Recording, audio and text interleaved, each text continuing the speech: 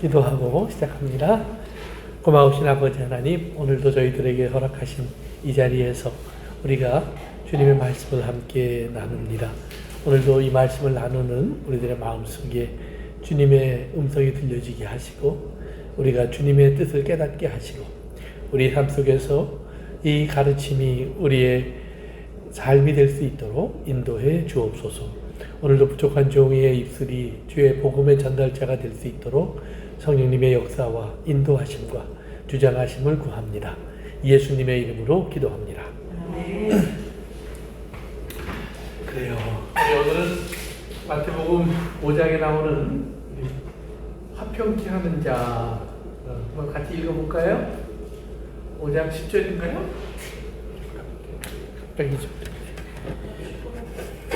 깜빡 잊어버렸어요. 5장 9절이요? 우리 같이 읽을까요? 시작. 화평케 하는 자는 복이 있나니 저희가 하나님의 아들이라 일컬음을 받을 것이요. 아멘. 화평케 하는 자. 이렇게 화평 자체가 아니라 화평케 하는 자에 대한 거예요. 하는 자. 네, 가지고 있는 그 아름다운 모습. 그러니까 여기서 이제 복이 있나니라는 말은 이제 여러 번 말씀드렸지만 이렇게 하면 복이 있는 사람이 된다는 말이 아니라 이렇게 된 사람, 화평케 하는 자의 모습이 얼마나 아름다운가 그걸 얘기하는 거예요. 그러니까 복이라는 말은 우리가 생각하는 뭔가 좋은 것이 내게 많이 이렇게 들어오는 거, 복권이 납품되는 거, 그런 것을 이제 복이라고 얘기하지 않고 이제 성경에서는 하나님 보시기에 아름다운 것이 이제 복이에요.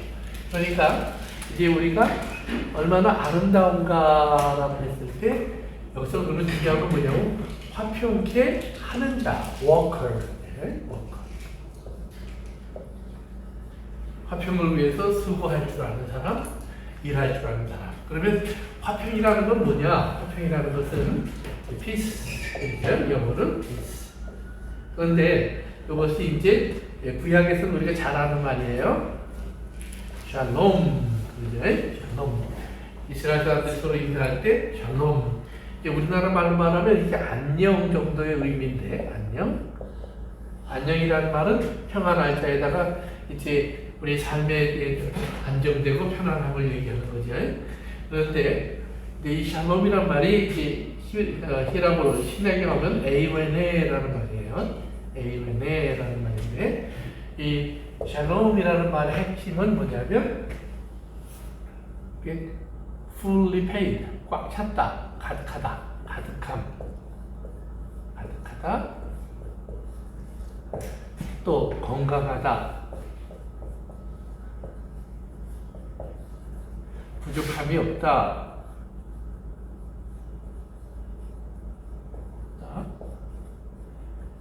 그래서 이것이 이제 물질과 관련될 때는 빚이 다 청산됐다. 이런 의미들을 안에 담고 있어요. 근데 에이론에도 마찬가지예요. 근데 이제 에이론에서 이제 여기에 샬롬에 나와 있지 않는 그런 이제 표현 중에 하나가 뭐냐면 이게 잘 제자리에 있다.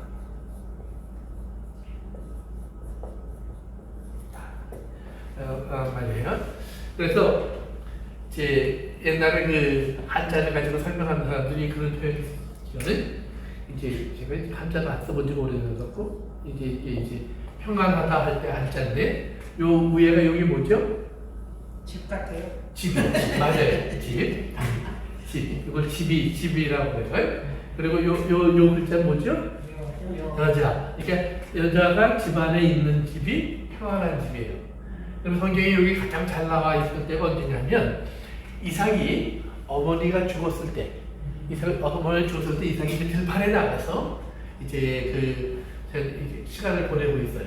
그런데 저쪽에서 보니까 리브가를 이제 그 아버지가 종을 보내 데리고 오잖아요. 그 리브가를 데리고 와요. 그걸 보면서 얘 누구냐 그랬더니 당신의 신부입니다. 그래서 이제 이 리브가를 데리고 거기에 보면 어머니의 천막으로 들어가요. 어머니의 천막. 그러니까 이제 그 전까지는 여기 천막 안에 비었다는 말이죠. 주인이 없는 빈 집이었어요. 그래서 이제 그 안에 평안이 없다는 말이에요. 그런데 이제 그 집의 주인이 다시 생기니까 이제 그것이 평안한 집이 되었다. 이제 우리가 그렇게 볼 수 있어요. 제자리에 있다. 그럼 제자리에 있다라는 말은 뭐냐면 이것이 바로 연결, 관계 또는 관계가 잘 맺어져 있다라고 하는 그런 의미를 이제 담고 있어요. 그러니까 화평케 하는 일을 하기 위해서는 우리가 우리 싸우지 말자 뭐 이런 얘기 물론 중요해요. 그러나 더 중요한 건 뭐냐면 기본적으로 자기의 자리를 알아야 돼요. 자기 자리가 어딘가. 그 다음에 자리가 알게 되면 뭐예요? 연결을 위해서 뭐예요? 역할이 필요한 거예요. 역할. 내가 어떤 역할을 해야 하는가. 그래서 이제 예를 들면 성경에 남자와 여자의 관계에서 부부 관계를 얘기할 때 뭐라고 얘기냐면 남자는 그리스도처럼 머리니, 머리. 여자는 몸이니 이렇게 얘기해요. 그러니까 여기는 뭐가 필요하면 먼저 사랑. 역할이 뭐냐면 먼저 사랑하는 거예요. 먼저 사랑. 보세요. 아담과 하와를 하나님이 지으시고요. 아담에게 이제 처음 아담에게 하와를 데리고 와요. 그러니까 잠자는 사이에 일어난 일이니까 아담은 무슨 일이 있었는지 모르죠. 그런데 하와가 눈앞에 딱 오니까 하와가 먼저 사랑해요, 그래요? 아니죠. 아담이 먼저 하죠. 아담이 먼저 이제 저는 내 뼈 중에 뼈요, 내 살 중에 살이라. 그래서 그 아들을 받아들이는 모습이 나와요. 그것이 먼저 사랑이에요. 예수님이 우리를 사랑하실 때도 성경에 보니까 우리가 예수님을 알아보기도 전에 예수님은 이미 우리를 먼저 사랑하셨다 그래요. 그래서 어떤 사랑을 먼저 주셨느냐 하면 십자가에서 못 박혀 죽기까지 우리를 사랑하셨다. 그 이유는 우리를 죄에서 건지시기 위해서. 그러니까 우리를 살리시기 위한 사랑을 먼저 주신 예수님을 이야기해요. 그러면 그 먼저 예수님이 우리를 사랑하신 그 사랑을 위해서 하나님께서 먼저 예수님을 우리에게 보내셨다라고 표현을 해요. 그러니까 먼저 사랑. 이것은 머리의 역할이에요. 그러니까 우리가 생각할 때는 꼭대기에 앉아서 뭐 좌지우지하는 사람 그런 식의 생각을 먼저 할 수 있어요. 그런데 아니에요. 머리는 어떤 역할을 하냐면 아직 아무것도 모르는 몸의 역할을 하고 있는 상대를 이미 먼저 알고 있잖아요. 그렇죠? 이게 먼저 알고 있고 그리고 이제 이분의 가치가 이 사람의 존재가 무엇인지를 알 수 있는 것은 머리에 있어요. 그렇죠? 여기에서 이 사랑을 먼저 줌으로 말미암아 몸이 뭐예요? 머리와 연합되어서 아름다운 자가 되는 거예요. 그러니까 보세요. 부모가 자식이 태어났을 때 먼저 사랑을 줘야 돼요. 왜 먼저 사랑을 주냐면 그 자녀는 부모 없이 버려지면 자기가 뭔지 몰라요. 우리가 이제 제가 자주 얘기하는 거지만 정글북이라고 하는 그 옛날 동화에서 소설을 보면 그 부모가 사실은 영국이 아주 귀족이었죠. 근데 이제 아프리카 상공을 비행기로 날아가다가 비행기에 추락해서 이제 부모는 다 죽고 애기 혼자 살아났는데 그 아이를 누가 데려다 키우냐면 늑대가 데려다 키운다는 말이에요. 그러니까 이 아이는 절하면서 소원이 뭐예요? 왜 나는 늑대 같지 않을까? 그게 소원이에요. 그러니까 왜 나는 몸에 털이 안 나지? 왜 나의 손톱 발톱은 왜 저 늑대 발톱처럼 이렇게 날카롭지 않지? 왜 내 이는 늑대처럼 그렇게 강하지 않지? 뭐 이게 이제 이 아이의 어떤 열등감 같은 거예요. 늑대 속에 살면서. 그러니까 늑대들은 그 아이를 또 우습게 봐요. 그런데 어느 날 우연히 비행기 사고 같은 데를 갔다가 그가 이게 칼을 하나 찾아요. 이게 칼을 딱 들고 뭐라 그러냐면 이게 내 이빨이야. 이게 내 발톱이야. 그리고 이제 그걸 가지고 이제 다른 자기랑 경쟁하는 자들에게 자기 무기를 보여주면서 자기 힘을 과시하는 장면이 나와요. 보면 늑대 속에 있을 때 그 아이의 소원이 뭐냐면 늑대 같지 않은 거예요. 이게 왜? 늑대로 키워졌으니까. 늑대 속에 키워졌으니까. 그런데 나중에 자기가 사람인 걸 알죠. 사람인 걸. 물론 이제 영국에 와서 여러 가지 얘기들이 있지만 사람인 걸 알았을 때 그가 깨달은 건 뭐냐면 그의 무기나 그의 힘은 정글 속에 있는 늑대처럼 되는 것이 아니라 사람의 지혜와 깨달음이 있는 걸 알게 돼요. 그러니까 그 변화되는데 그 변화를 위해서 그가 어떻게 돼요? 먼저 사람과의 연결이 필요했던 거예요. 사람과의 연결이 필요하고 그 사람 속에 들어와서 자기가 어떤 존재인지를 깨닫고 알 때까지 보호가 필요해요. 그래서 나중에 이제 이것이 하나가 돼서 연결이 되죠. 이런 거예요. 그러니까 아이들은 자기가 누군지 모르지만 부모의 사랑을 통해서 부모에게 연결이 되고 나면 자기가 누구인 줄을 알기 시작해요. 그래서 우리 똑같은 거예요. 우리가 화평을 누린다라는 말은 하나님이 우리에게 너는 누구라고 하는 것을 가르쳐주는 음성을 먼저 들을 줄 알아야 돼요. 즉 사랑을 먼저 받을 줄 아는 사람이 되는 거예요. 그래서 하나님의 사랑을 우리가 받았다 했을 때 예수님 안에서 하나님이 우리에게 주신 사랑은 뭐냐면 너는 나의 존귀한 자식이야. 내가 너를 낳았어 라고 하는 하나님의 자녀됨을 먼저 우리에게 가르쳐 주는 거예요. 그래서 하나님의 자녀됨을 우리에게 가르쳐 주신 다음에 하나님은 그 자녀됨 속에서 우리가 그러면 이제 하나님과 하나 된 사람이니까 내가 그럼 과연 어떤 존재인가 라는 말이에요. 그래서 자기가 어떤 존재인가를 알아서 자기의 자리로 돌아가서 자기의 역할을 하는 거예요. 그래서 자기의 역할을 하기 시작하면 이것이 화목된 자의 역할을 시작하는 거예요. 그런데 우리가 여기서 자기의 역할을 얘기할 때 우리가 이제 여기서 깨달아야 하는 것은 성경에서 말하는 자기의 역할이라고 하는 것은 그냥 예를 들면 뭐 남편이고 남자니까 들판에 나가서 일을 하고 여자니까 집안에서 살림하고 이런 이야기를 하는 게 아니에요. 성경에서 말하는 우리의 역할은 뭐냐면 하나님의 사람의 역할은 딱 세 글자예요. 모든 사람이 다 십자가를 의 역할을 하게 돼 있어요. 어떤 사람은 예외 없어요. 예수님만 십자가를 지는 것이 아니라 예수님이 제자들에게도 너희도 내 십자가를 지고 나를 따라오라 그랬어요. 그러면 왜 이 십자가의 역할을 우리가 해야 되느냐? 뭐 우리가 이제 잘 아는 것처럼 십자가의 역할이라는 것 자체가 어떤 거예요? 제 삶의 대표적인 것이 우리의 삶에 힘이 들어도 우리가 예수님의 십자가를 바라보면서 참고 견디는 거예요. 참고 견디고 그다음에 양보하고 뭐 이제 이런 많은 일이 있어요. 심지어는 상대가 나에게 잘못했을 때 또는 죄가 있을 때 용서하는 거예요. 그렇죠? 근데 용서하는 건데 이게 용서가 맨입으로 하는 게 아니라 뭘로 하는 거예요? 십자가에 달려 피를 흘리까지 죽기까지 하는 거예요. 쫙 죽어라 하는 게 어떻게 보면 성경에서 말하는 예수 믿는 사람들의 다임이에요. 예수 믿는 사람들의 다임이에요. 그런데 우리가 그걸 쫙 죽어라고 들으면 얼마나 힘든지 몰라요. 그러나 하나님이 이 십자가를 얘기하는 상대가 누군지를 우리가 알아야 돼요. 하나님이 누구에게 이 소리를 하느냐 이 말이에요. 하나님 누구에게 이 소리를 할까요? 자녀된 자들에게 나에게 가족들에게 먼저 하나님이 가장 사랑하는 자에게 하는 거예요. 가장 사랑하는 자. 그게 뭐예요? 자녀된 자. 그러니까 하나님의 자녀가 아니면 이건 아니에요. 그러니까 그 성경에도 보면은 그 아들에 대한 비유가 있었죠. 예, 제가 몇 번 얘기했지만 아버지가 두 아들이 있는데 포도원에 가서 일할 게 있어서 아들에게 부탁하죠. 아들아, 내일 포도원에 가서 일 좀 해라. 그랬더니 이제 하나들은 아니요 그러고 내일 왔고 하나들은 네 그러고 안 왔고 그랬는데 이제 보면 왜 아버지가 그 사람들에게 부탁을 했어요?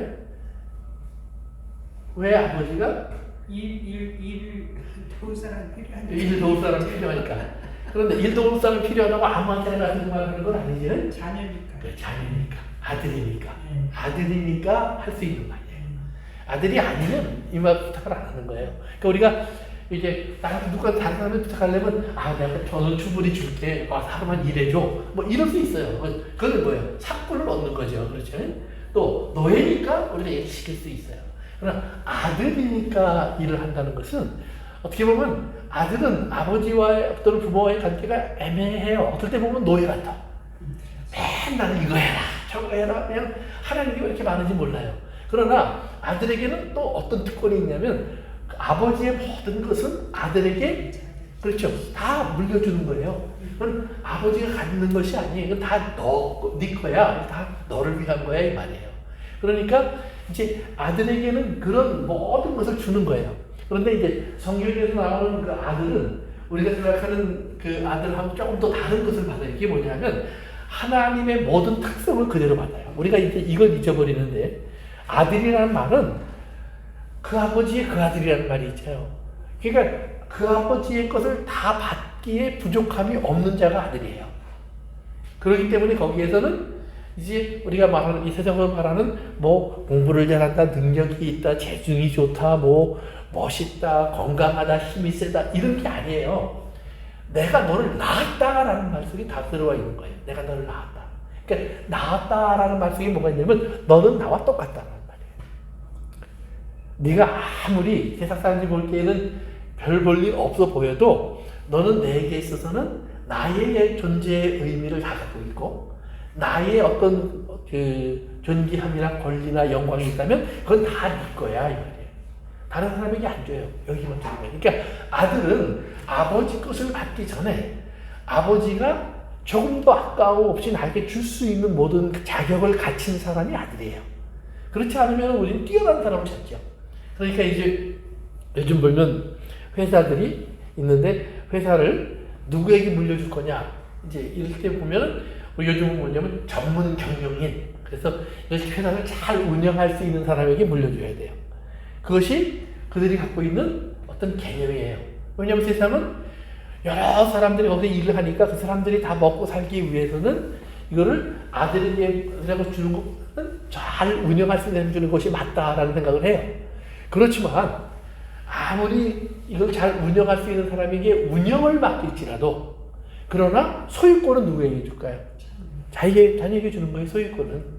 그러니까 운영하는 사람에게 돈을 많이 줄 수는 있지만 그러나 소유권은 자녀에게 주고 그 자녀는 무슨 권리를 가져요? 마음에 안 드는 그 사람 파이어할 수 있는 권리를 갖고 있어요. 그러니까 이것이 내가 꼭 소유권과 경영권을 같이 가져야만 아버지의 아들이 되는 것은 아니에요. 그러니까 우리가 하나님께서 우리에게 보면 이 세상에 사는 동안에 우리보다 더 많은 것을 가진 사람들이 우리 주변에 많이 있을 수 있어요. 그러나 중요한 것은 그들이 다 있는 이유는 나 때문이라는 사실을 아셔야 돼요. 우리를 위해서 하나님이 그들을 세우신 거예요. 그러니까 심지어는 우리가 교회에서도 이제 그런 얘기 저도 여러 번 했지만 목회자가 있어요. 그러면 우리는 많이 생각할 때 아 목사님이 제일 중요해 이런 생각하기 쉽다는 말이에요. 그러나 성경은 우리에게 분명히 가르쳐요. 양을 위해서 목자가 있는 거지 목자를 위해서 양이 있는 게 아니에요. 만약에 목자가 나를 위해서 양이 있다고 생각하면 뭐해요? 양 잡아먹죠. 그러니까 그거는 뭐예요? 하나님이 볼 때, 주인이 볼 때에는 합리적인 관계가 아니에요. 주인이 볼 때는 뭐예요? 양을 살찌우고, 양을 잘 돌보고, 양을 건강하게 한 목자가 잘하는 거예요. 아멘. 그렇죠? 반대로, 목자는 다리 툭툭 쪘는데, 양은 빼빼 말라서 죽어가. 그러면 주인이 그 목자를 가만 놔두겠어요? 가만 안 놔두죠. 당연히 가만 안 놔둬야 돼요. 저라도 그렇고. 그러니까 우리의 삶 속에서 우리는 꼭 깨달아야 돼요.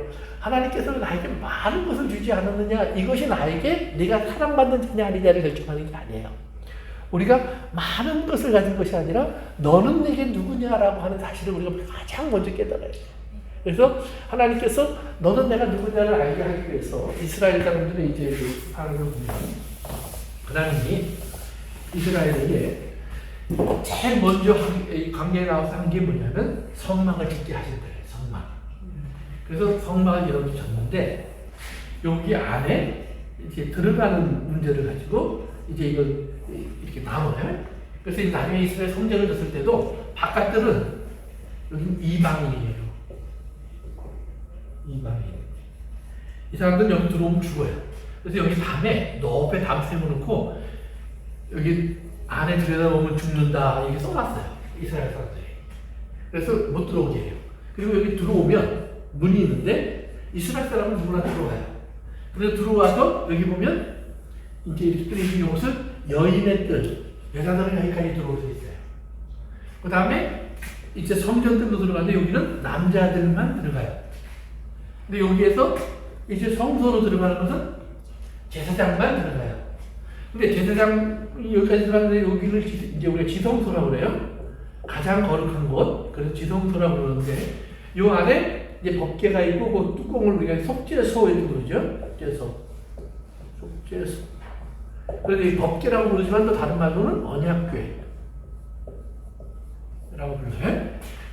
여기에서 하나님이 이제 천사가 이렇게 둘이 앉아 있고 하나님을 떠나면 내가 그릇 가운데서 너에게 말하겠다. 그러니까 하나님을 만나는 장소는 어디예요? 지성소예요. 그런데 여기를 이스라엘 사람들이 맨날 들어갈 수 있어요? 없어요? 1년에 한 번, 속죄일이라는 날에 한 번 딱 들어가는 거예요. 죄를 용서받는 날, 그 말이에요. 그러니까 다른 날은 뭐예요? 죄가 많아서 못 들어가는 거예요. 쉽게 얘기하면. 그러니까 죄를 용서받는 날 딱 하루 들어가요. 근데 재밌는 게 이스라엘 사람들이 하나님의 이름 여호와를 불러요, 못 불러요? 이스라엘 사람들은 못 불러요, 여호와의 이름을. 그래서 이스라엘 사람들이 여호와라는 말이 나오면 우리는 내 성경에 여호와 이렇게 써놨지만 이스라엘 사람들이 여호와라는 말이 나오면 뭐라고 부르냐면 아도나이 이렇게 불러요. 주님. 영어는 로드라는 말이에요. 그러니까 이스라엘 사람들은 여호와가 너에게 말씀하셨느니라 그러면 내가 여호와이니라 이렇게 하면 내가 아도나이이니라 이렇게 불러요. 왜? 여호와의 이름을 망령되이 일컫지 마라. 그러니까 이게 여호와의 이름을 함부로 부르면 안 돼요. 그래서 쓸 때도 성경을 이제 필사하는데 여호와라는 이름이 나오면 나는 너희를 구원하는 여호와니라 그러면 나는 너희를 구원하는까지 써요. 그 다음에 가서 붓을 빨아. 물로 깨끗한 물에. 잉크도 새로 갈아. 그래가지고 찍어서 여호와를 써요. 그래서 쓸 때 아도나이 이름은 못 부르니까 아도나이 이렇게 부르면서 써요. 그러니까 이스라엘 사람들은 사실 여호와의 이름을 못 불러요. 그런데 이스라엘 사람들이 여호와의 이름을 부르는 날이 1년에 한 번 있어요. 그게 언제냐면 속죄일에.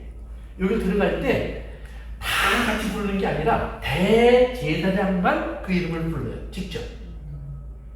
그런데 문제는 뭐냐면 대제사장만 부르는데 이스라엘의 역사 속에서 우리가 이제 알고 있는 것처럼 성전이 무너지고 막 지성소가 없어지고 법궤가 사라지고 그랬잖아요. 그 동안에 대제사장도 역할을 안 했으니까 여호와의 이름을 어떻게 부르는지 잊어버렸어요. 그래서 여호와의 이름을 어떻게 부르는지 지금 아는 사람이 아무도 없어요. 진짜 어떻게 발음을 했는지. 그러니까 우리는 여호와라고 하는데 그거는 우리가 상상하는 거예요. 진짜 이스라엘 사람들이 여호와라고 불렀을까? 그건 몰라요. 그러니까 이스라엘은 하나님이 분명히 이름을 가르쳐줬는데 이름을 잃어버렸어요. 그러니까 이스라엘은 어떻게 보면 이 정도 말하면 하나님의 이름을 부를 줄 알아요? 몰라요? 모르는 거예요. 하나님이라고는 알고 있는데 하나님의 이름을 나는 너희의 여호와야, 나는 너희를 구원하는 여호와야. 오늘 우리가 말을 예언식으로 얘기하면 나는 너희 하나님 아버지야. 근데 이 아버지란 말이 뭔지를 모르는 거예요. 그러니까 이렇게 야훼 이거는 있는데 이거를 모음이 뭔지를 몰라요. 자음은 아는데. 그러니까 이제 그들에게 있어서는 예를 들면 우리는 하나님 그럴 때 보세요. 이게 하나님이에요. 우리는 여기에 이 뭐가 묻는 줄 알죠? 이렇게. 그러나 이스라엘은 여기에 뭐가 묻는 줄을 모르는 거예요. 그러니까 이게 호놀룰론지 뭐 이게 하나살인지 이게 뭔지 모른다는 말이에요. 그러니까 이스라엘은 하나님을 부르는 이름을 잊어버렸어요. 그러면 보세요. 하나님만 잃어버린 것이 아니라 시간이 지나면서 법궤도 잃어버렸어요. 속죄서도. 그리고 성전 건물은 있어요. 그러면 보세요. 성전에 건물은 있는데 여기 들어가서 만날 수 있는 하나님이 있어요, 없어요? 불러도 대답 없는 이름이에요.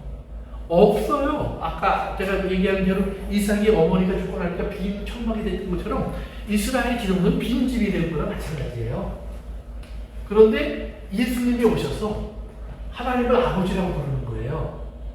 그러니까 이스라엘 사람들이 볼 때는 미치고 환장하는 것이. 자기들은 잊어버린 것도 억울하고 더구나 함부로 부르지도 못하고 그나마 1년에 한 번 대제사장만 슬쩍 들어갔다 나오는데 사실은 이 안에 아무것도 없는데 하나님을 제대로 만난 경험이 하나도 없어요. 그러니까 하나님을 만난 경험이 없으니까 이게 하나님일 거야 하는 것을 만든 거예요. 그게 뭐냐 하면 율법을 성경에 나온 거를 그들이 자꾸 붙여서 더 크게 만드는 거예요. 그러니까 예를 들면 십계명을 중심으로 이제 율법이 이제 쭉 만들어지잖아요. 그러면 안식일을 지켜라라는 말이 나오면 안식일을 지키는 게 어떻게 하면 안식일을 지키는 걸까? 이거 고민하는 거예요. 그런데 하나님이 처음 안식일을 줄 때 아담과 하와가 고민했어요, 안 했어요? 안한 안 했죠. 광야에 이스라엘 나와서 안식일을 지켜라 그랬을 때 이스라엘이 고민했어요, 안 했어요? 조금 했어요. 왜냐하면 내일 아침에 나가서 만나 주스러 나가지 말라고 그랬는데 정말 만나가 안 내려왔을까? 그거 궁금해서 나갔다가 또 몇 사람 또 맞아 죽었잖아요. 예? 그러니까 물론 그런 사람이 있지만 사실은 원칙적으로 고민이 없었죠. 뭐 집에서 지내는 거니까. 그거처럼 좋은 게 어디 있어요. 이 어느 분 얘기 들어보니까 그 교회에서 이렇게 수양회 같은 걸 하면 여자 성도님들이 굉장히 좋아한대요. 왜 그러냐 그랬더니 2박 3일 수양회를 하면 2박 3일 동안 밥을 안 해도 된대. 밥을. 집에서 밥 안 하고 남이 해주는 밥 먹는데 그게 그렇게 행복하대. 그러니까 생각해보니까 맞아요. 얼마나 힘들게 계속해서 정말 직장은 은퇴라고 하는데 가정주부는 은퇴도 없죠. 이게 얼마나 힘들어요. 그러니까 날 쳐다보는 사람이 있어요. 그러니까 우리 삶 속에서 우리가 정말 이스라엘 사람들이 하나님이 쉬라고 하는 듯이 안식이 무엇인지를 모르는 거예요. 모르면 사실은 가서 물어보면 되죠. 아버지, 안식이 뭐야? 어떻게 쉬는데? 이렇게 얘기하면 아버지가 너 가만히 있어. 예, 아버지가 다 알아서 할게. 그러면 내일 그러면 난 뭐 해야 돼? 아침에 일어나면 맛있게 먹고 좀 늦자고 좀 자고 그 다음에 나랑 손잡고 나가서 뜰에 나가서 구경도 좀 하고 하늘에 태양도 좀 바라보고 바람도 좀 쐬고 그러자. 이게 안식이에요. 그런데 안식을 모르니까 몇 걸음 걸으면 안식이 아닌가, 뭘 들으면 안식인가, 또 이건 해도 되나, 저건 하면 안 되나, 온갖 것이 다 생겨나는 거예요. 심지어는 침을 뱉어서 땅에 떨어졌는데 흙이 요만큼 파졌으면 그거 일한 거야. 이게 별 희한한 법들이 다 있다는 말이에요. 그게 뭐예요? 안식을 잃어버렸기 때문에 그런 법이 만들어진 거예요. 진짜 안식이라면 예수님께서 안식일에 일했어요? 안 했어요? 예수님이 안식일에 일을 안 했어요? 했어요? 하나님이 안 했어요. 예수님은 안식일에 일을 참 많이 했죠. 병든 많이 고쳤잖아요. 사람들이 안식일에 병 고치나 숨어서 봤다고 그랬잖아요. 그러면 예수님이 그들이 보는데 자, 안식일에 착한 일 하는 것과 악한 일 하는 거 어느 게 좋으니?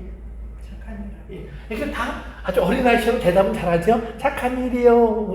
그랬단 말이에요. 그러니까 예수님이 그러면 저 사람 병 고쳐주는 게 착한 일일까? 내버려두는 게 착한 일일까? 그러니까 그 다음에 말을 안 하는 거예요. 왜?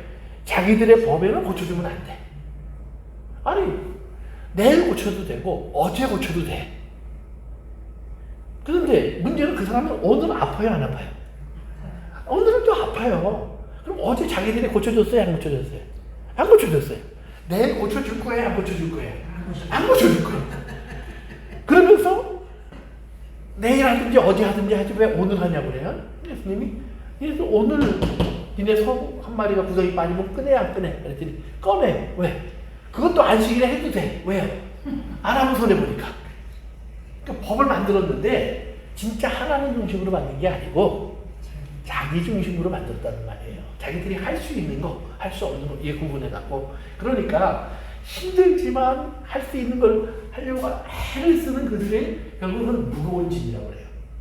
그래서 예수님이 뭐라고 하냐면 너희들 하는 일 보면 무거운 짐을 다른 사람 어깨에 올려놓고 이걸 꽁꽁 묶었대요. 떨어뜨리지 말라고. 그리고 너희들은 손가락 하나도 안 움직이고 도와주려고. 그래서 너희도 못 들어가고 쟤네들도 못 들어가게 해. 너희들은 진짜 나쁜 놈이야. 이렇게 예수님이 얘기한단 말이에요. 그러니까 우리가 하나님과의 교제를 잃어버린 이스라엘이 예수님 당시에도 여전히 이방인, 여자, 남자, 제사장 다 구분해놓고 들어오네 못 들어오네 들어오면 죽이네 살리네 이러고 있단 말이에요. 이건 거룩한 게 아니에요. 이거는 화평한 것도 아니에요. 왜? 자꾸 나누어지잖아요. 화목하지 못하죠? 지금 미국의 선거가 끝나고 제일 걱정하는 게 뭐예요? 나라가 이게 한 덩어리가 될까? 둘로 갈라질까? 열로 갈라질까? 이게 제일 걱정 아니에요. 왜요? 과거에는 그래도 우리가 서로 잘 같이 지내자라는 노력을 많이 했는데 이제 어느 순간부터 뭐예요? 우선 나부터 살아야지. 나부터 잘 살아야지. 그러니까 미국이 나라로 온 세상에 미국이 가서 할 일 막 없어. 우리만 잘 살면 돼. 왜? 태평양 대서양으로 딱 떨어져 있잖아요. 거기다가 북쪽에는 캐나다, 남쪽에는 멕시코, 둘 다 위험이 안 돼. 그러니까 우리만 잘 살면 돼. 시비 걸지 마. 이러고 또 떨어져서 잘 살겠다고 하는 것이 미국의 고립주의라고 그래요. 고립주의를 지금 다시 얘기하고 있잖아요. 그런데 미국이 그 얘기를 하면 세계대전이 일어났어요. 1차 세계대전, 2차 세계대전, 그것이 미국이 그 소리를 한 다음에 일어난 일들이에요. 다. 보니까 지금 예를 들면 러시아가 우크라이나를 치려고 하는데 미국이 니네 그런 말 우리 상관 안 해? 이런단 말이에요. 그러니까 상관 안 해? 그럼 저도 되겠구나. 근데 나중에 그 수습하러가 이제 수백만 명씩 죽어했죠. 미국 사람들도. 그러니까 그런 거예요. 어쨌든 간에 하나님과의 화목을 지금 하고 있는 거예요? 못하고 있는 거예요? 이스라엘이. 못하고 있는 거죠. 이름도 못 부르고 그러고 보니까 안 계시고 자기들은 열심히 제사를 드렸는데 받으시는 분은 없고 이게 뭐예요? 이건 헛개비 장난이죠. 우상에게 전하는 거랑 다를 게 뭐가 있어요? 그런데 예수님이 오셔서 하나님에게 아버지를 해요. 왜요? 교제가 있는 거예요. 교제. 화평의 핵심은 교제가 있는 거예요. 그러면 예수님이 왜 하나님과 교제할 수 있어요? 아버지를 아니까. 아버지가 누군 줄 아니까. 그리고 자신 있게 아버지도 나를 아니까. 이 자신이 생기는 거예요. 이걸 뭐예요? 평안이라고 해요. 그러니까 여러분들이 하나님을 내가 아버지라고 부르는데 하나님이 넌 네 집 자식이니? 이러는 건지 아니면 하나님 그러면 나를 하나님이 들으신다고 믿는지 들으신다고 믿으면 그 다음에 우리가 온갖 소리 다 하는 거예요. 그런데 온갖 소리 다 하지만 우리가 반드시 우리가 결론을 내리는 게 하나가 있어요. 이게 뭐냐면 내가 싫어도 예를 들어 부모가 아침에 일찍 일어나야지 학교 가야지 공부해야지 하는 말을 우리가 들어야 하는 이유를 아는 거예요. 그러니까 내가 원하는 건 나 5분만 더 잘게 10분만 더 잘게 1시간만 더 자고 오늘 학교 안 가면 안 될까? 그럴 때 어느 엄마가 그래 그럼 가지마 나랑 놀자 이런 사람이 어디 있어요? 이모 자식이 때려서라도 깨우잖아요. 그러니까 하나님께서 지금 뭐예요? 내가 원하는 걸 얘기를 많이 했는데 예를 들면 하나님 이것도 좀 주시고 저것도 좀 해주시고 막 이런 얘기 많이 했는데 그러면 하나님 못 들은 척 하시고는 궁뎅이를 툭 치면서 나가! 가서 내가 하라는 대로 해. 알았지? 화내지 말고 남하고 싸우지 말고 사이좋게 지내. 이러고 하나님 나를 내보내셨을 때 우리는 그 말을 싫어도 투덜대면서라도 해야 한다 이 말이에요. 왜? 화평의 관계 속에서는 하나님이 나에게 이 말을 한 이유가 날 부려먹으려고 하는 것이 아니라 나에게 유익한 일을 하라고 하시는 거예요. 그러면 그 유익의 핵심이 뭐냐? 유익의 핵심이 나가서 내가 하다 보니까 아이고 돈도 잘 벌리고 승진도 잘 되고 뭐 인기도 올라가고 이게 유익이 아니라는 말이에요. 이 유익이 뭐냐면 하나님께 영광이 되더라 이 말이에요. 하나님께 영광이 되더라. 그러면 하나님이 영광 받으시는 거에 나랑 무슨 상관이 있어요? 하나님만 좋은 거 아니에요? 하나님께 영광을 드려야 마땅하니까. 오케이. 마땅하니까. 맞아요. 그래서 중요한, 아까도 처음부터 제가 얘기했죠? 우리가 누구예요? 하나님의 자녀. 그러면 하나님 건 누구 거? 다 내 거. 그럼 하나님이 영광 받으시면 누가 영광 받아요? 그렇죠. 예수님이 뭐라고 그랬어요? 보세요. 예수님은 십자가를 앞에 두고 있는 거예요. 그런데 아버지가 하라는 말씀을 내가 다 지켜서 아버지께 영광 돌렸습니다. 영광 돌렸다고 그랬어요. 그 다음에 예수님이 하시는 말씀이 있죠.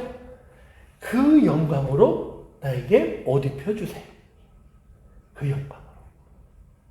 그러니까 어떤 사람은 나는 그 영광으로 옷 안 입어도 괜찮으니까 하나님 그건 혼자 가지시고 나 좀 편하게 해주세요. 그러면 안 될까요? 안 돼요. 우리가 약은 생각 같지만 하나님의 자녀가 됐으면 다 갖는 거예요. 요거만 갖고 요거 안 갖는 것이 없어요. 그러니까 우리가 영광을 누리려면 고난도 당해야 할지니. 요게 이렇게 같이 있단 말이에요. 그러면 이거 하나님 나 이거 안 하면 안 될까? 이것도 내가 안 가질게. 그냥 그래서 영원히 살기만 하면 지옥만 안 가면 괜찮을 것 같은데 하나님. 근데 성경은 그런 게 없다고 그래요. 중간이 없어요. 가지려면 다 갖고 안 가지려면 하나도 못 갖는 거예요. 그런데 더 중요한 게 있어요. 이게 뭐냐 하면 사랑이라는 것이 우리 마음에 생기는 거예요. 사랑.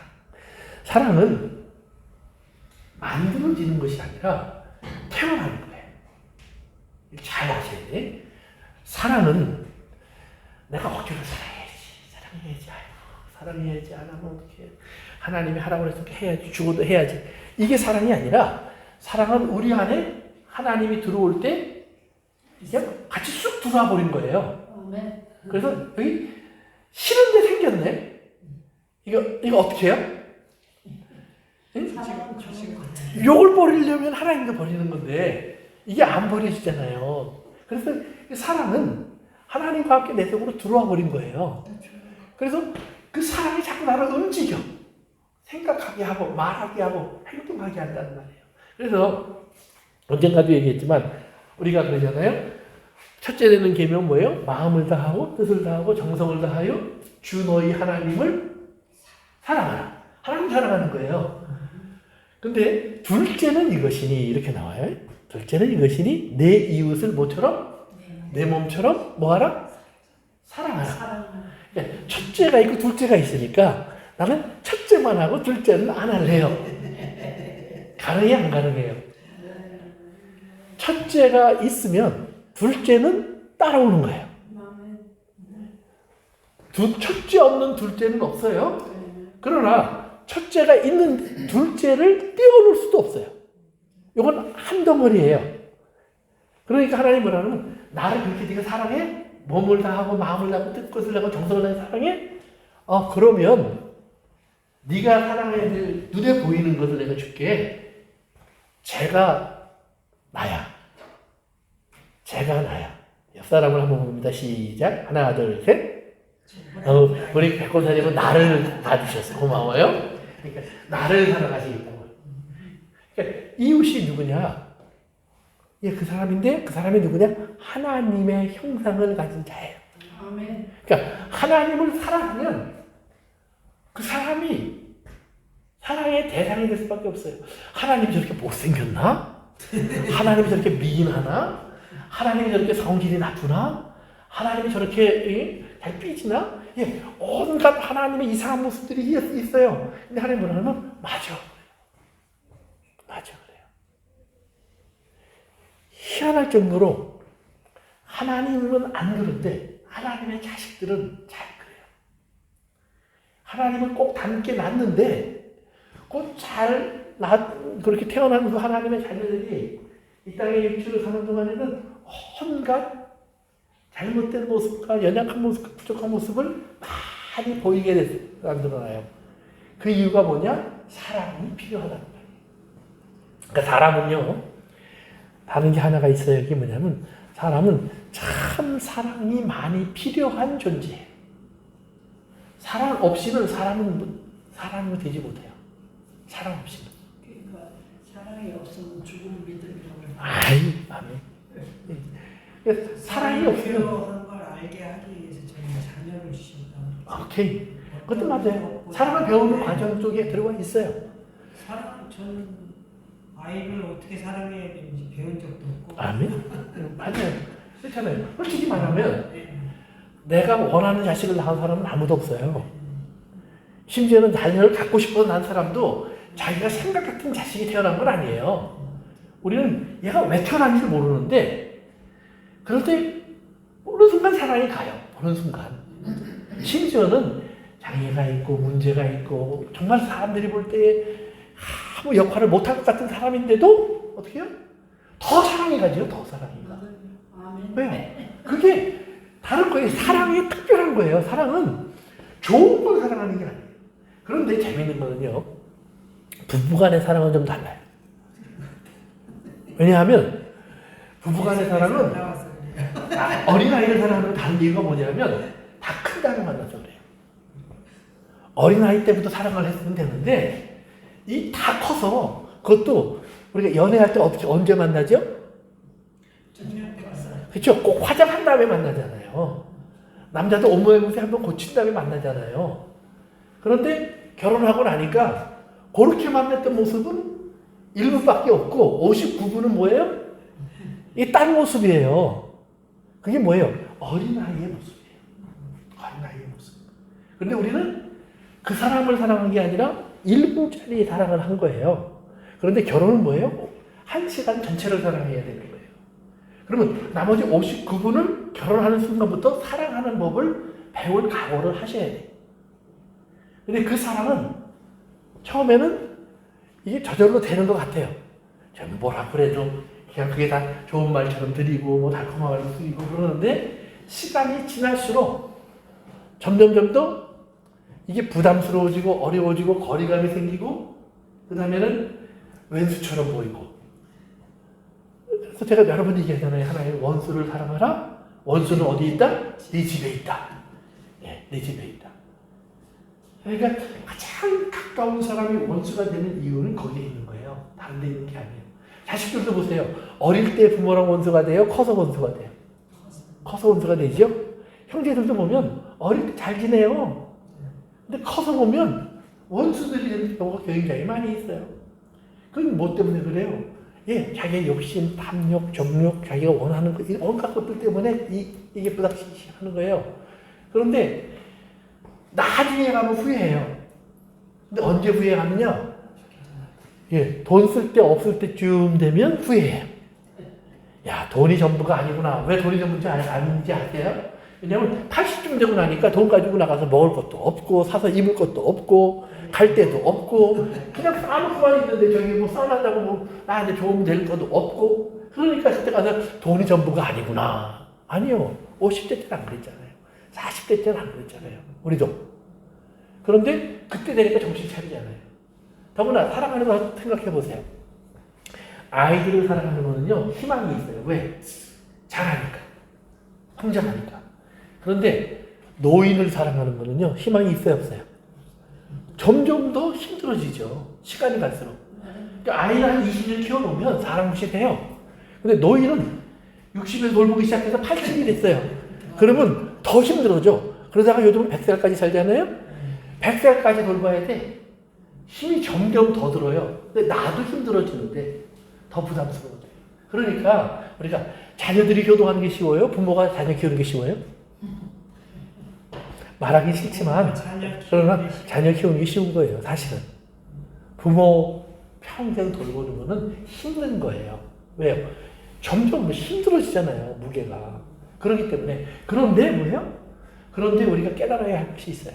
거기서 깨달아야 할 것이 그 사람의 가치는 그 사람이 어떤 사람이 된다는데 그 사람의 가치가 있는 게 아니에요.